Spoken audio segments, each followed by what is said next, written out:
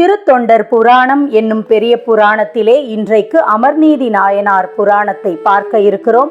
49 பாடல்களில் இவரது வரலாற்றை சொல்கிறார் சேக்கிழார் சுவாமிகள். அல்லி மென்முல்லை அம்தார் அமர்நீதிக்கு அடியேன் என்கிறது திருத்தொண்ட தொகை. மிண்டும் பொழில் பழையாறை அமர்நீதி வெண்பொடியின் முண்டம் தரித்த பிறார்க்கு நல்லூரின் முன் கோவண நேர் கொண்டிங்கு அருள் என்று தன் பெரும் செல்வமும் தன்னையும் தன் துண்டமதி நுதலாளை ஈந்த தொழில் இனனே என்கிறது திருத்தொண்டர் திருவந்தாதி. இந்த வரலாற்றை விரித்து சொல்கிறார் சேக்கிழார் சுவாமிகள். பழையாறை என்ற பதியை சேர்ந்தவராம் அமர்நீதி நாயனார். பழையாறையிலே என்ன செய்து கொண்டிருந்தார் அப்படின்னா, பொன்னும் முத்தும் நன்மணிகளும் பூந்துகிலும் உலகத்தில் இருக்கிற எல்லா இடத்துல இருந்தும் வர வச்சு அதை வியாபாரம் செய்து கொண்டிருந்தாராம் அமர்நீதியார். அப்படிப்பட்டவருக்கு என்ன இருந்ததுன்னா, சிவன் கழல் சிந்தை செய்வது அப்படிங்கிறது ஒன்று இருந்தது. அது என்ன அப்படின்னா, இறைவனுக்கு சேவை செய்வது அப்படின்னா சிவன் அடியார்களுக்கு நம்மால் ஆனதை செய்ய வேண்டும் அப்படிங்கிற சிந்தை. அதனால சிவன் அடியவர்களுக்கெல்லாம் கந்தை, கீழுடை, கோவணம் அப்படிங்கிற இந்த 3 விதமான உடைகள் அதை கொடுத்துக்கிட்டே வந்தாராம். கந்தைங்கிறது வேஷ்டி, இந்த ஒரு குறுகிய அளவிலாக இருக்கக்கூடியது, முக்கால் வேஷ்டி அப்படின்னு சொல்லுவோம் இல்லையா, அந்த மாதிரி வேஷ்டி, இடுப்பில் கட்டுற துணி, கோவணம், இந்த 3ம் கொடுப்பாராம். அப்படி இருக்கிற செல்வத்தை எல்லாம் இப்படி சிவனடியார்களுக்கு செலவு செய்யறதுல அவர் சந்தோஷப்பட்டாரு. அப்படி இருக்கும்போது முக்கண் நக்கராம் முதல்வனார் அவர் திருநல்லூர் மிக்க சீர்வளர் திருவிழா விருப்புடன் வணங்கி தக்க அன்பர்கள் அமுது செய் திருமடம் சமைத்தார். தொக்க சுற்றமும் தாமும் வந்தணைந்தனர் தூயோர். இப்போ என்ன செஞ்சாராம், அவரிடம்தான் செல்வம் நிறைஞ்சு கிடக்கே, அந்த செல்வத்தை எல்லாம் கொண்டு திருநல்லூர் அப்படிங்கிற ஊர்ல திருவிழா காண்பதற்காக போன இடத்துல என்ன செய்தாராம், இங்கே எல்லாருக்கும் அமுது செய்து அருளக்கூடிய ஒரு திருமடத்தை நம்ம ஏற்படுத்தணும் அப்படின்னு நினைச்சு ஒரு திருமடத்தையும் ஏற்படுத்தினாராம். திருமடத்தை ஏற்படுத்தினதோட இல்லையா, அந்த திருமடத்துக்கே தானும் தன் குடும்பத்தோட வந்து சேர்ந்து விட்டார். இப்போ பழையாறைக்காரர் திருநல்லூர் வாசியாகி விட்டார் அப்படின்னு அர்த்தம். திருநல்லூர்ல அவர் என்ன செய்து கொண்டிருந்தார், அன்போடு வணங்கினர் எல்லாரும். திருவிழா வந்தவங்க எல்லாம் சேவித்து திருமடத்து அடியார் பெருகும் இன்பமோடு அமுது செய்திட அருள் பேணி உருகு சிந்தையின் மகிழ்ந்து உரை நாளிடை அப்படிங்கிறாரு. அதாவது எல்லாருக்கும் வந்தவங்களுக்கெல்லாம் வயிறார சாப்பாடு போட்டு நல்ல புதிய துணிமணிகளை கொடுத்து அவர்களை உபசரித்து அனுப்புகிறார். அப்போ ஒவ்வொரு நாளுக்கு நாள் சிவன் அடியார்கள் கூட்டம் அந்த திருமடத்துக்கு வந்து கொண்டிருக்கிறது. இவரும் தன்னுடைய சிந்தையெல்லாம் எம்பெருமான் இருக்கின்ற காரணத்தாலே தன்னுடைய சொத்தையெல்லாம் செலவு செய்து கொண்டு இருக்கிறார். சரி, இப்போ எங்க திருநல்லூர்ல இதையெல்லாம் செய்து கொண்டிருக்கும் போது ஒரு நாள் என்ன செய்தாராம், இறைவன் கங்கையை தலையில் அணிந்திருக்கிறானே, அவன் அதை அப்படி மறைச்சுக்கிட்டானா. மறைச்சுக்கிட்டு ஒரு சின்ன பிரம்மச்சாரினா ஒரு இளம் பிள்ளை, அந்த இளம் பிள்ளையாக ஒரு பிரம்மச்சாரியாக வேதம் பயின்ற பிரம்மச்சாரியாக வந்தாராம். தேஜஸ் அப்படி இருந்ததான் அந்த இளைஞருடைய வடிவம். அதை பார்த்துட்டு என்ன செய்யனே தெரியலையா, அவருக்கு அவ்வளோ சந்தோஷமாயிருச்சான். இப்படி வந்து நிற்கிறாரேன்னு. பார்க்கறதுக்கு எப்படி இருக்காராம், புன் சடை வச்சிருக்கிறாராம், திருமுடி சிகை, சைவ வெண் திருநீரு, எப்படி திரிபுண்டமாக 3 கோடா இருக்குமே அப்படி 3 கோடாக நெற்றியில விபூதி பிரகாசிக்குதான். அதோட மார்பிலே பூணூல் அணிந்திருக்கிறாராம். என்ன செய்திருக்கிறார் அப்படின்னா, கையில ஒரு பவித்திரம் போட்டுக்கிட்டு இருக்காராம். சரி, பவித்திரம் மரகதம் போல இருக்கிறதாம், ஜொலிக்கிறதாம். இந்த பவித்திரத்தை அணிந்து கொண்டிருக்கிறார், பூணல் போட்டு கொண்டிருக்கிறார், ஒரே ஒரு கோவணம் மட்டும் கட்டி கொண்டிருக்கிறார் அப்படின்னாரு. இதை பார்த்த உடனேயே மனம் கொள்ளை போகிறதாம். அப்படி இருக்காராம், அப்படி ஜொலிக்கிறார். எப்படி வந்து நிற்கிறார் அப்படின்னா, கையில கற்பை புல், ஒரு அரஞ்சான் கயிற்றுல ஒரு இடுப்புல கட்டிக்கிட்டு இருக்கிற ஒரு கோவணம் மட்டும். அந்த கோவணம் எதனால் ஆனதுங்கிறதுக்கு ஒரு குறிப்பு இருக்கு. கோவணம் எதன் குறியீடு அப்படின்னா வேதத்தின் குறியீடு அப்படிங்கிறாங்க. அதனாலதான் இது ஒரு கோவணத்துக்கான சண்டையெல்லாம் ஒரு கதையா அப்படின்னு கேட்க முடியாது. கோவணம் என்பது இங்கே குறியீடு எதற்கானதென்றால் வேதங்களுக்கானது. அதையே பின்னால ஒரு பாட்டுல சேக்கிழார் சுவாமிகளே சொல்றாரு. அதை நம்ம பின்னால வரும்போது நான் சொல்கிறேன் உங்களுக்கு. இப்படி இருக்கிறவரு இந்த அவருடைய பாதங்கள் இந்த பூமியில படியும்படியாக நடந்து வந்தாராம். கண்டவர்க்கு உரு காதலின் மனம் கரைந்து உருக தொண்டர் அன்பு எனும் தூணறி வெளிப்படு பாராய் தண்டின் மீது இரு கோவணம் நீற்றுப்பை தற்பை கொண்டு வந்து அமர்நீதியார் திருமடம் குறுக. அமர்நீதியாரினுடைய திருமடத்திற்கு வந்து சேர்கிறார். எப்படி? கோவணம், 2 கோவணமா, அதுவும் ஒரு தண்டுல சுற்றி இருக்கிறதா. திருநீற்று பை வைத்திருக்கிறாராம், தற்பை கையில வச்சிருக்கிறாராம். வேற ஒன்னும் அவர்கிட்ட இல்லை. இப்படி எளிய வடிவத்திலே இறைவன் வந்து நிற்கிறான். வடிவு காண்டலும் மனத்தினும் மிக முகம் மலர்ந்து கடிது வந்து எதிர் வணங்கி இம்மடத்தினில் காணும்படி இல்லாத நீர் அணைய முன்பையில் தவம் என்னோ அடியனேன் செய்தது என்றனர் அமர்நீதி அன்பர். அமர்நீதியார் இதை பார்த்த உடனே ஓடி வந்து மனசு அப்படி சந்தோஷப்பட்டுடுச்சான். அதனால முகம் மலர்ந்து விட்டதான் அவருக்கு. ஓடி வந்து வணங்கி இந்த மடத்துக்கு நீங்க வந்து சேர்ந்தது என்னுடைய தவ பயன் அப்படின்னு வணங்கினாரா. என்ன நான் புண்ணியம் செஞ்சிருப்பேன் உங்களை பார்க்கறதுக்கு அப்படின்னு பெருமைப்பட்டு கொண்டாரா. அப்போ இவரை சொல்றாரா, பேணும் அன்பரை நோக்கி நீர் பெருகிய அடியார்க்கு ஊனும் மேன்மையில் ஊட்டி நல் கந்தை கீழ் உடைகள் யானர் வெண்கிழி கோவணம் ஈதல் கேட்டு உம்மை காண வந்தனம் என்றனன் கண்ணுதல் கரந்தோன். இப்ப என்ன செய்யறாராம் சிவபெருமான்? இந்த வேதியர் வடிவத்துல நிக்கிறார் பாருங்க, ஒரு பிரம்மச்சாரியினுடைய வடிவத்துல.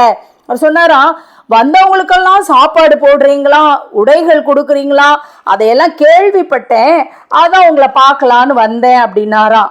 அப்படி எம்பிரான் சொன்ன உடனேயே இந்த திருமடத்துல 4 மறை பெருந்தவர் அமுது செய்த அருள அப்படின்னாரு. நீங்க வந்து இங்க சாப்பிடணும் அப்படின்னு சொல்லிட்டு அதுக்கு ஒரு குறிப்பும் சொல்றாரு. இங்க அமர்நீதியார் என்ன சொல்றாரு? துன்று வேதியர் தூய்மையின் அமைப்பதும் உளதால் இன்று நீரும் இங்கு அமுது செய்து அருளும் என்று இறைஞ்சனா கெஞ்சிராராம். எப்படி? நீங்க சொன்னதெல்லாம் அவர் சந்தோஷப்பட்டு கொண்டார். அமர்நீதியார் உன்னை பார்க்கறதுக்காக தான் வந்தேன் அப்படின்னு சொன்னதை சொல்லிட்டு, நீங்களும் இங்க இன்னைக்கு சாப்பிடணும், உங்களுக்கு ஏற்றாற் போல வேதம் பயின்ற வேதியர்களே சமைக்கிறாங்க, அதனால நீங்களும் சாப்பிடலாம் ஐயா, நீங்களும் எங்ககிட்ட நீங்க இன்னைக்கு சாப்பிடணும் அப்படின்னு கெஞ்சினாரு. அப்படி வணங்குகிற அன்பரை பார்த்து இவர் சொல்றாராம், மறையவர் இசைந்தாராம், அணங்கு நீர் பொன்னி ஆடி நான் வர மழை வரினும் உணங்கு கோவணம் வைத்து நீர் தாரும் என்று ஒரு வெண்குணம் கொள் கோவணம் தண்டினில் அவிழ்த்தது கொடுப்பார். அப்படியே சரின்னு ஒத்துக்கிட்டா. நான் போய் குளிச்சுட்டு வர்றேன், பொன்னி நீராடி வருகிறேன்கிறாரு. காவிரியில குளிச்சுட்டு நான் திரும்பி வர்றேன். வந்த பிறகு இந்த மழை வேற வர மாதிரி இருக்கு பார்த்தீங்களா, அதனால இந்த கோவணம் என்கிட்ட இருக்கு, அந்த கோவணத்தை கொஞ்சம் பத்திரமா வச்சுக்கோங்க அப்படின்னு 2 கோவணம் இருக்கான். பலாச தண்டு, இந்த பலாச கட்டையில 2 கோவணத்தை கட்டி வச்சிருக்கிறாராம். அதுல இருந்து ஒரு கோவணத்தை அவிழ்த்து அவர்கிட்ட கொடுக்குறாரா, நீங்க பத்திரமா வச்சிருங்க, ஏன்னா நனைஞ்சிரும் அப்படின்னு நினைக்கிறாராம்.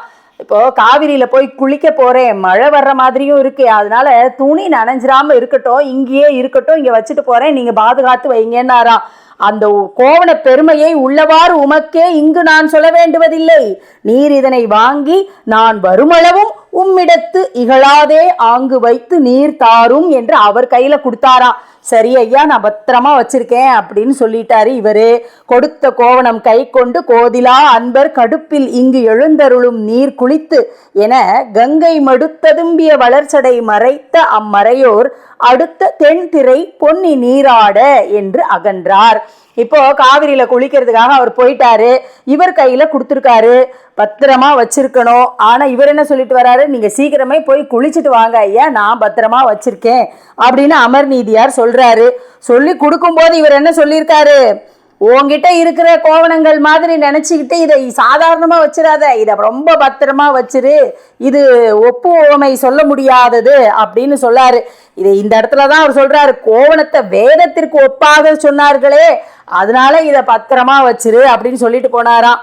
சரி அப்படின்னு இவர் வாங்கி தந்த கோவணம் வாங்கிய தனிப்பெருந்தொண்டர் முந்தைய அந்தனர் மொழி கொண்டு முன்பு தாம் கொடுக்கும் கந்தை கீழுடை கோவணம் அன்றி ஒரு காப்பு சிந்தை செய்து வேறு இடத்து வேறு சேமத்து வைத்தார். இப்போ அவர் சொன்னதை கேட்டு அப்படியே இவரும் மற்ற துணிகள்லாம் இருக்கிற இடத்துல வைக்காம ஒரு பாதுகாப்பான தனி இடத்துல வச்சாராம். வச்சுட்டு போன வேதியர் திரும்பி வருவாரு, அதுக்குள்ள நம்ம அவருக்கான சாப்பாடு பரிமாறுவதற்கு எல்லாம் தயார் செய்து வைக்கணும் அப்படின்னு அறுசுவை உணவு தயார் செய்யறதுல அமர்நீதியார் ரொம்ப மும்மரமா இருக்கிறாராம். அப்படி மும்மரமா அவர் இருக்கும்போது இவர் இங்க போயிருக்காரு குளிக்கிறதுக்கு. குளிச்சுட்டு வரவர் எப்படி வராருன்னு பாருங்க. போன வேதியர் வைத்த கோவணத்தினை போக்கி பானல் அந்துரை பொன்னி நீர் படிந்து வந்தாரோ, தூணரும் சடைகங்கை நீர் தோய்ந்து வந்தாரோ, வான நீர் மழை பொழிந்திட நனைந்து வந்து அணைந்தார். இங்கே சேக்கிழார் சுவாமிகள் நமக்காகவே ஒரு விஷயத்த சொல்றாரு பாருங்க. போன வேதியர் அப்படி அந்த பிரம்மச்சாரி போன வேகத்துல வந்துட்டாராம். எப்படி வந்தாரு? ஈரத்தோட வந்திருக்காரு. ஈரம் எப்படி வந்தது அப்படின்னா நமக்கு என்ன தெரியும் அப்படிங்கிறாரு இவரு. போனவர் போன வேகத்துல திரும்பி வந்திருக்காரே, அவரு பொன்னி நதியில மூழ்கி குளிச்சுட்டு வந்தாரா, அல்லது தலையிலே வச்சிருக்காரே கங்கை அதுல நனைஞ்சிட்டு வந்தாரா, அல்லது மழை பெஞ்சு வானத்துல இருந்து கொட்டுற மழை இருக்கே அதுலதான் நனைஞ்சாரா? யாருக்கு தெரியும்? நனைந்துங்கிறது மழைக்கு தான் நனைந்துங்கிற வார்த்தையை போட்டிருக்காரு. பொன்னியில படிந்து வந்தாரோ அப்படின்னா பொன்னி நதி அது ஆழமா இருக்கும், அதுல உள்ள முங்கி குளிக்கணும், அதனால படிந்து வந்தாரோ. தூணரும் சடை கங்கை நீர் தோய்ந்து வந்தாரோ. தோய்ந்துனா முக்கி எடுக்கிறதுன்னு சொல்லுவோம் இல்லையா, அப்படியே ஊற போட்டு வைக்கிறது, அதைத்தான் தோய்ந்து அப்படின்னு சொல்லுவோம். அது பாருங்க, கங்கை தலைமையிலேயே இருக்கா இல்ல, அதனால அந்த தண்ணியில அவரு தோய்ந்து வந்தாரா, மழை நீர்ல நனைஞ்சு வந்தாரா, நாம என்னத்தை கண்டோம் அப்படின்ட்டாரு சேக்கிழார் சுவாமிகள்.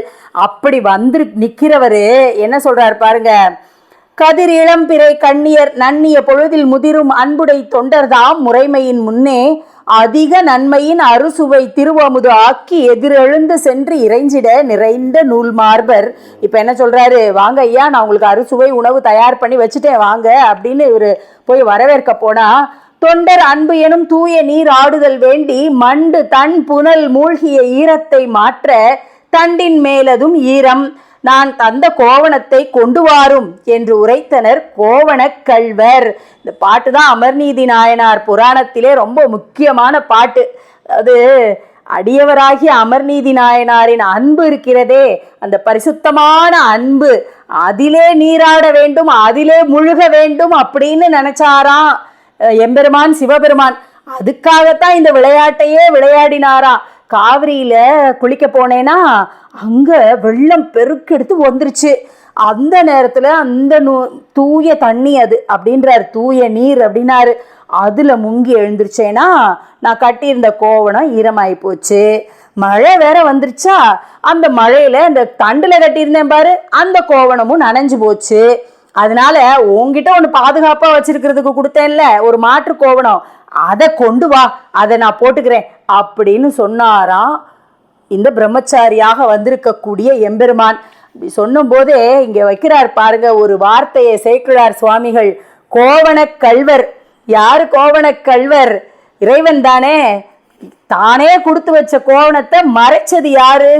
இவர் தானே. அப்ப இவர் தானே அந்த கோவணத்தை எடுத்து வைத்து கொண்டு விட்டார் அப்படின்னு அர்த்தம். அதனாலதான் கோவண கள்வர் அப்படின்னாரு.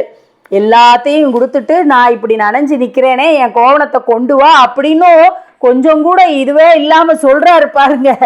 நம்ம தான் எடுத்து மறைச்சிட்டோம். அடுத்த பாட்டுல அவர் சொல்லுவார் பாருங்க.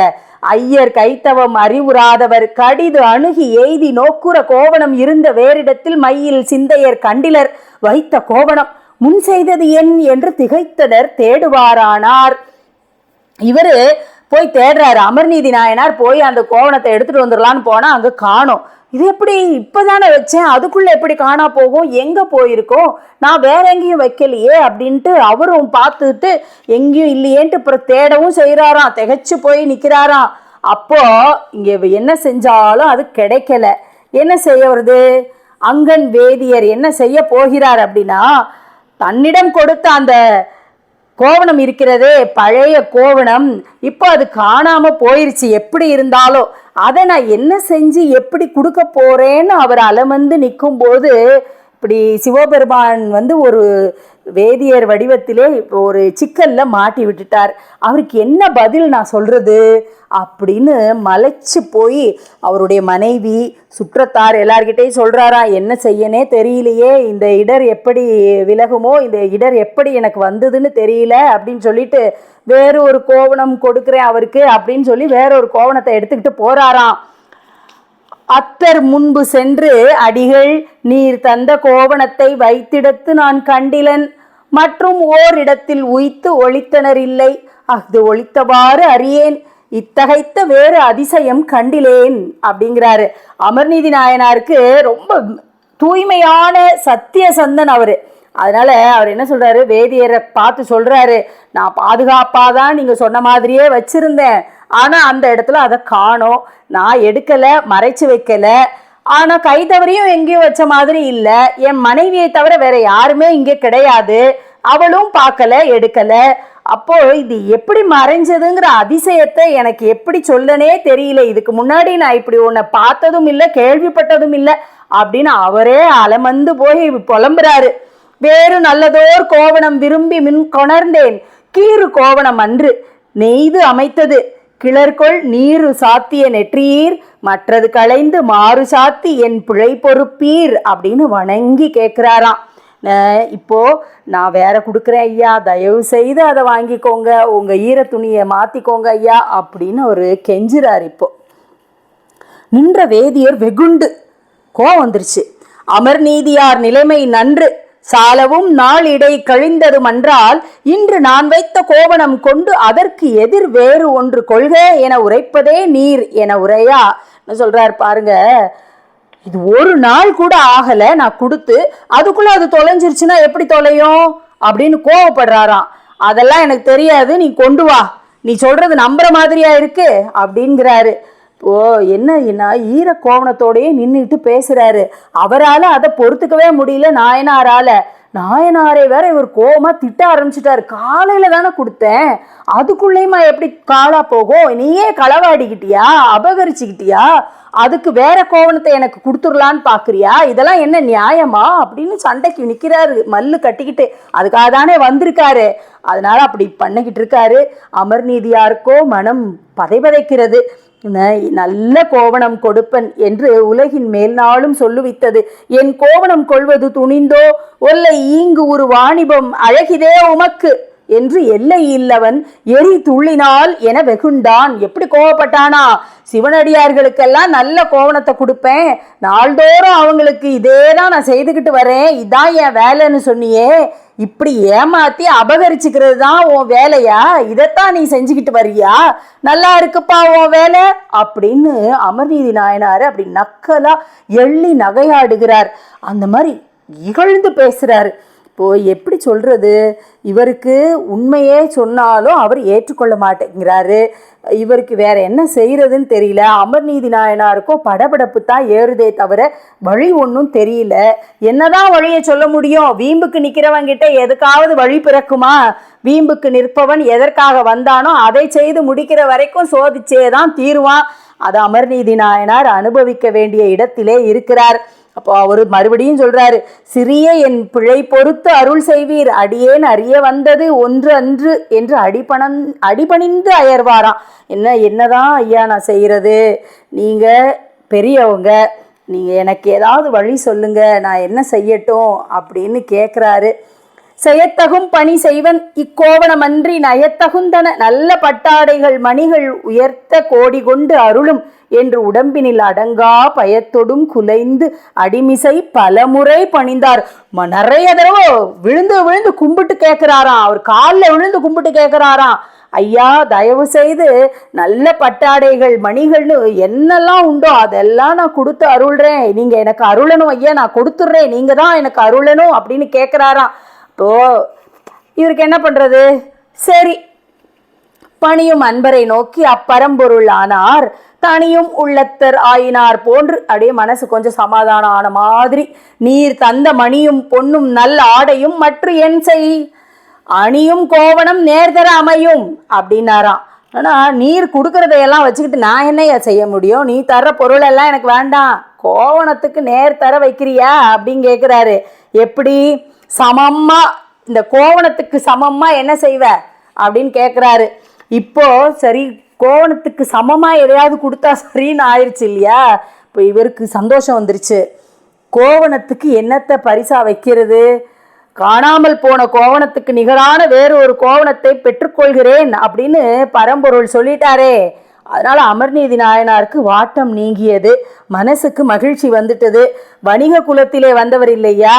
அதனால அவர் என்ன சொல்றாரு, தன்கிட்ட இருக்கிற அழகான நல்ல வெண்மையான அந்த கோவணத்திற்கு எல்லாத்தையும் கொண்டு வந்து வைக்கிறார். அவர்கிட்ட இருக்கிற மற்ற கோவணங்கள் எல்லாருக்கும் கொடுக்கறதுக்காக வச்சிருக்காரு, தினம் தானம் பண்றதுக்காக நிறைய ஸ்டாக் வச்சிருக்காரு, அதையெல்லாம் கொண்டு வந்து கொடுக்கலாம் அப்படின்னு இப்போ அவருக்கு மனசுல வந்துருச்சு. அதனால அவருக்கு மனதிலே தெளிவு பிறந்து விட்டது. இப்போ என்ன செஞ்சாராம், ஒரு கோவணமோ ஈரமா போச்சு, ஒரு கோவணம் கழட்டி கொடுத்தது காணா போச்சு, அது கூடவே இன்னொரு பலாசத்தண்டில் இன்னொரு கோவணம் வச்சிருந்தார்ல, இந்த கோவணத்துக்கு அந்த கோவணம் சமமானது, ரெண்டும் ஒரே மாதிரியானது தான். அதனால இதை நான் ஒரு துலா தட்டில் வைக்கிறேன், அதாவது தராசுல ஒரு பக்கம் நான் வைக்கிறேன், இதுக்கு சமமா நீ இன்னொன்று கொடு அப்படின்னு கேட்டுட்டாரு. அது கேட்ட உடனேயே இவர் என்ன செய்கிறார் பாருங்க, அந்த கோவணத்தை எடுத்து வைக்கிறார். நன்று சால, ரொம்ப நல்லதையா அப்படின்ட்டு அங்கேயே அன்பரும் ஒரு துளை நாட்ட அப்படின்னா அங்கேயே ஒரு தராசை நாட்டினாராம். குன்று வில்லியார் கோவணம் ஒரு தட்டில் இட்டார், நின்ற தொண்டரும் கையினில் நெய்த கோவணம் தட்டு ஒன்றிலே இட நிறை நிலாது ஒழிந்தமை கண்டார். ஒரு தட்டில் கோவணத்தை வச்சனே இவரும் இன்னொரு கோவணத்தை கொண்டு வந்து வைக்கிறார், அது நிக்கல, கோவணம் அப்படியே கீழேயே நிற்குது. இவர் வச்ச கோவணம் அதோட சமப்படவே இல்லை. உடனே என்ன செஞ்சார்னா, அவர்கிட்ட இருக்கிற அத்தனை கோவண துண்டுகளையும் கொண்டு வந்து வச்சுட்டார், அதுவும் சமப்படலை. அப்புறம் திரும்ப என்ன செஞ்சாராம், அவர்கிட்ட இருக்கிற எல்லாத்தையும் கொண்டு வந்து வச்சாராம். துணிமணிகள், அத்தனை துணிமணிகளையும் புதுசா இருக்கிற அத்தனையும் கொண்டு வந்து வச்சாராம், அதுவும் ஒன்றும் ஆகலையாம். இவர் தட்டு தான் மேலே போச்சா, அமர்நீதி நாயனாருடைய தட்டு மேலேயே நிற்குதான். வந்த வேதியருடைய தட்டு கீழே வச்சபடி அப்படியே இருக்குதான். இப்போ என்னதான் செய்யறது அப்படின்னு இவருக்கு லேசா மனசு தடுமாற்றம் அடைகிறது. அதாவது முட்டியில் அன்பர்தம் அன்பு இடும் தட்டுக்கு முதல்வர் மட்டு நின்ற தட்டு அருளொடும் தாழ்வுறும் வழக்கால் பட்டொடும் துகில் அநேக கோடிகள் இடும் பத்தர் தட்டு மேற்பட தாழ்ந்தது கோவணத்தட்டு. கோவணத்தட்டு தான் கீழே நிற்கிது. ஏன் அந்த கோவணத்தட்டு இவ்வளவு பட்டாடைகளும் துகிலும் நல்ல நல்ல புதிய துணிமணிகளும் வச்ச பிறகும் நேருக்கு வரல அப்படின்னா, இது வெறும் துணி. அது என்ன அப்படின்னா, அது அருள், இறைவனின் அருளாது, இறைவனின் அருள் நிறைந்த அந்த கோவணம் அப்படியே கீழே நிற்குது, பொருள் இங்கே மேலேயே நிற்குது அப்படின்னு சொல்றாரு. சொல்லிட்டு ஆன தன்மை கண்டு அடியவர் அஞ்சி, இப்போ அவருக்கு பயம் வந்துருச்சு. எல்லா துணிமணியும் வச்சாச்சு, பட்டு துகில்னு எல்லாத்தையும் வச்சாச்சு, எதை வச்சாலும் வரலையே, என்ன செய்கிறது, தட்டு மேலேயே நிற்குதே, என் தனம் இடப்பெற வேண்டும் என்று இறைஞ்ச பாருங்க. மானம் இல்லென குவிக்கவும் தட்டின் மட்டு இதுவால் ஏன என் தனம் இடப்பெற வேண்டும் என்று இறைஞ்சினாராம். எப்படி கெஞ்சிறாரு, ஐயா என்னுடைய சொத்துக்களை எல்லாம், என் பொருள் எல்லாம் வைக்கட்டுமா அப்படின்னு கேட்டாராம். மங்கை பாகர் என்ன சொன்னாராம், அதற்கும் இசைந்தாராம். இங்கு நாம் இனி வேறு ஒன்று சொல்லுவது என்கொல், அங்கு மற்ற உங்கள் தனங்களினாகிலும் இடுவீர், எங்கள் கோவணம் நேர் நிற்க வேண்டுவது என்றார். என் கோவணத்துக்கு நேருக்கு நேர் வரணும்ப்பா, அவ்வளவுதான், நீ உன் செல்வத்தை எல்லாம் கொண்டு வந்து வை அப்படின்ட்டாராம்.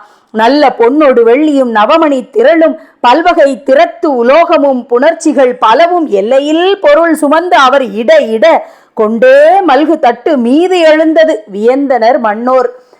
பார்த்துக்கிட்டு இருந்தவங்க எல்லாம் வியப்புல என்ன இப்படி இருக்கு அப்படின்னு ஆச்சரியப்பட்டு போனாங்களாம். அவரும் கொண்டு வந்து பொன்னும் வெள்ளியும் நவமணிகளும் எல்லா உலோகங்களும் இருக்கிற அத்தனை வெண்கலமும் பித்தளையும் எல்லாத்தையும் கொண்டு வந்து வைக்கிறாரு. எந்த சாமானை வச்சாலும் அவர் தட்டு மேலேயே தான் போகுது, வரமாட்டேங்குது. இப்போ என்னதான் செய்யறது, தவம் நிறைந்த நான்மறை பொருள் நூல்களால் சமைந்த சிவன் விரும்பிய கோவணம் இடும் செழும் தட்டுக்கு அவனிமேல் அமர் நீதியார் தனமெல்லாம் அன்றி புவனம் யாவையும் நேர்நிலா என்பதும் புகழோ அப்படின்னு கேட்கிறாரு சேக்கிழார் சுவாமிகள். என்ன சொல்றாரு பாருங்க, அவருடைய தனங்களை எல்லாம் கொண்டு வந்து வைத்தாகிவிட்டது, ஆனாலும் மேல நிக்குதே. ஏன் அப்படின்னா, அந்த கோவணம் இருக்கிறதே நூலால நெய்வது தானே கோவணம், அந்த நூல் எந்த நூலால நெய்ததா அது நான்மறையாகிய வேதங்களின் பொருள் பேசுகிற நூல்களால் ஆனது அது. அதனால அந்த தட்டு எப்படி மேலே வரும்? அந்த தட்டு தானே கனமானது, அதனாலதான் அது அப்படியே அசையாம நின்னுது அப்படின்னாராம். அமர்நீதியார் சொத்து மட்டும் இல்லை, அமர்நீதியாருடைய தனம் மட்டும் இல்லையா, இந்த புவனம் முழுவதையும் கொண்டு வந்து அதுல போட்டாலும் அந்த வேதங்களை பேசுகிற, வேதங்களின் பொருள் பேசப்படுகிற நூல்களால் அமைக்க பெற்ற அந்த கோவணம் மேல வருமா அப்படின்ற கேள்வியை அவர் எழுப்புகிறார். வராதுன்னு அர்த்தம்.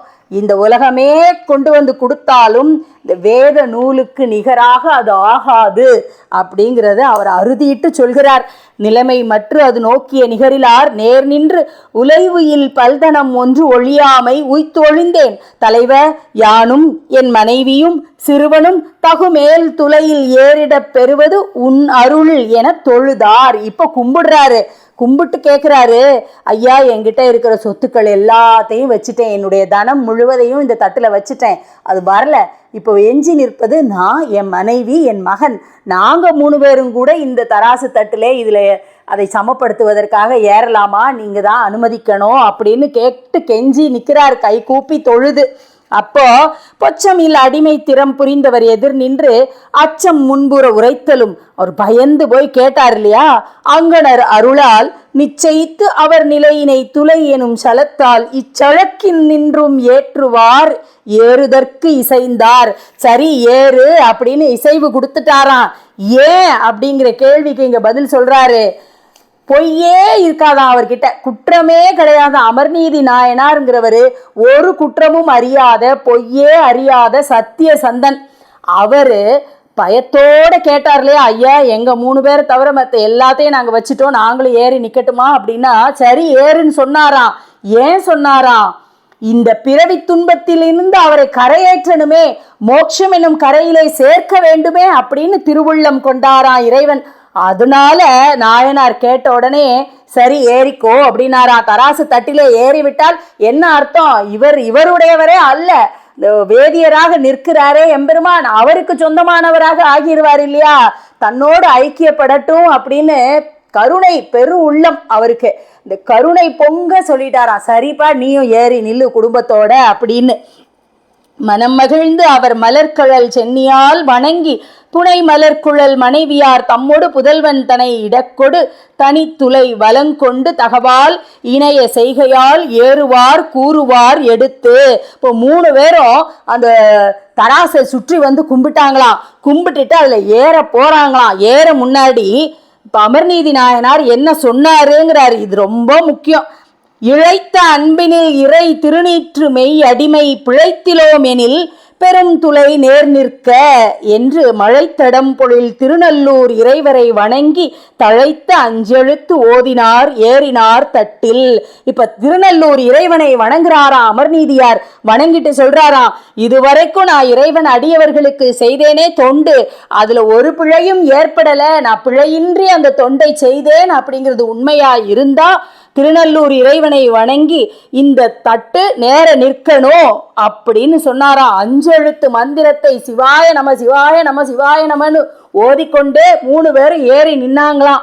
இப்ப தட்டு நேர் நின்றதுன்னாரு பாருங்க. மண்டு காதலின் மற்ற அவர் மகிழ்ந்து உடன் ஏற அண்டர் தம்பிரான் திருவரை கோவணம் அதுவும் கொண்ட அன்பினில் குறைபடா அடியவர் அடிமை தொண்டும் ஒத்தலால் ஒத்து நின்றது நேர் நின்றது அத்துளைதான் அப்படின்னாரு. என்ன செஞ்சுதான்? ஒரு பக்கம் இறைவனின் அருள் இருக்கிறது கோவணமாக அப்படின்னு ஒரு பாட்டுல சொன்னாரா. அதனாலதான் இந்த உலகத்தையே வச்சாலும் அதுக்கு ஈடு ஆகாது அப்படின்னு சொன்னவரு. இப்போ இந்த பக்கம் என்ன இருக்கிறது? அன்பும் பக்தியும் ஏறுகிறது. ஒரு பக்கம் அருள் நிறைந்த ஒரு தராசு தட்டு கீழே இருக்கிறது, இறைவனின் கோவணமாக குறியிடுது. அப்படிப்பட்ட இறைவனின் அருளை எது சமன் செய்து விட்டதா? அமர்நீதி நாயனாருடைய பக்தியும் அன்பும் சமன் செய்து விட்டது. அதனால தராசு தட்டு கீழே வந்துருச்சு. அருளுக்கு பொருளை வைத்தால் அது வரவே இல்லை, இப்போது அன்பையும் பக்தியையும் வைத்து விட்டார். அதனால இப்ப அது சரியா சமமா வந்துருச்சு அப்படின்னாரு. அப்படி வந்த உடனேயே இவருக்கு பாருங்க, எல்லாரும் பூமாரி பொழிகிறார்களாம் வானத்திலிருந்து தேவர்கள். இங்கே இருக்கிறவங்க எல்லாம் பெருமையை சொல்லி துதி செய்கிறார்களாம். மண்ணில் இருப்பவர்கள் எல்லாம் துதித்து பாடுகிறார்கள், விண்ணில் இருப்பவர்கள் எல்லாம் மலர் மாறி பொழிகிறார்கள். அந்த நேரத்துல இறைவன் என்ன செஞ்சாராம், திருநல்லூரிலே கோவில் கொண்டிருக்கிறானே இறைவன், அவன் வானத்துக்கும் பூமிக்குமா அம்மையோடு வந்து காட்சி தந்தானா. அம்மையோடு காட்சி தந்ததோடு மட்டும் இல்ல, நீ வா என்னோட இணைந்து என்னோடையே வந்துரு அப்படின்னு சொல்லிட்டாராம். என் உலகம் உய்ய வேண்டும் அப்படின்ட்டாரு இவரு. உலகம் உய்வதற்காக இறங்கி வந்தவர் தன்னுடைய உலகத்திற்கே இவர்களை உய்யப்படுத்தி கொண்டு போய்கிட்டு இருக்காரு. எப்படி போறாராம் பாருங்க. தொழுது போற்றி அத்துளைமிசை நின்று நேர் துதிக்கும் வழுவில் அன்பரும் மைந்தரும் மனைவியார் தாமும் முழுதும் இன்னருள் பெற்று தம்முன் தொழுது இருக்கும் அழிவில் வான் பதம் கொடுத்து எழுந்தருளினார் ஐயர். 3 பேருக்கு வான் பதம் மோட்சத்தை அழித்து விட்டேன் அப்படின்ட்டு கொடுக்குறாரு. அப்படி கொடுத்த போது அவங்கள கொண்டு போகணுமே, எப்படி கொண்டு போனாரா? இப்போ துலாக்கோலில் நிற்கிறார்கள், தராசுல நிற்கிறான் ஒரு தட்டுல 3 பேரும், அப்படியே தராசோட போனாங்களாம் வானுலகம். அதே தான் சொல்ல வர்றார் பாருங்க. நாதர்தம் திருவருளினால் நல் பெரும் துளையே மீது கொண்டு எழு விமானமானது ஆகி மேல் செல்ல கோதுயில் அன்பரும் குடும்பமும் குறைவர கொடுத்த ஆதி மூர்த்தியாரும் சிவபுரியினை அணைந்தார். சிவலோகம் சென்று சேர்ந்தார்கள். எப்படி? துலாக்கோலோடு அப்படியே போனாங்களாம். அவர் எப்படி கொண்டு போகிறார் பாருங்கள். அமர்நீதி நாயனார் சத்தியசந்தராக இறைவன் அடியவர்களுக்கு செய்து வந்த தொண்டு அவரை மட்டுமல்ல, அவரது குடும்பத்தாரையும் மொத்தமா சிவலோகத்திற்கு இறைவன் திருவருளால் இறைவனோடு ஐக்கியப்பட்டு போவதற்கு வாய்ப்பாக அமைந்தது. இறைவன் திருவுள்ளம் என்பது கருணை கடல். அந்த கருணை கடல் எல்லா பக்கமும் சோதனைகளை தரும், சூறாவளிகளை ஏற்படுத்தும். இந்த சூறாவளிகளை எல்லாம் ஏற்படுத்தினாலும் கடல் என்பது செல்வம் நிறைந்தது இல்லையா? அந்த செல்வம் என்ன செல்வம்? இறை அருட்செல்வம். இந்த இறை அருட்செல்வமானது பெருகி பெருகி இந்த அன்பர்களையெல்லாம் மேல் உலகிற்கு அழைத்து செல்கிறது.